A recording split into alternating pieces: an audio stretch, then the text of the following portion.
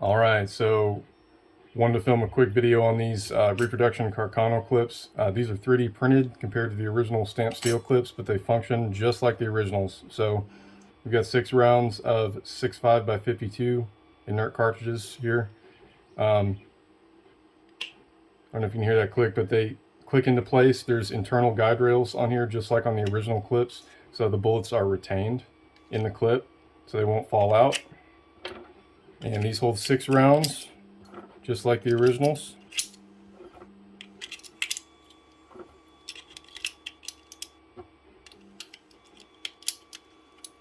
There's 6 rounds in the clip, and we have our Beretta Carcano here. Show the functions. So these insert in through the top, push and lock into place,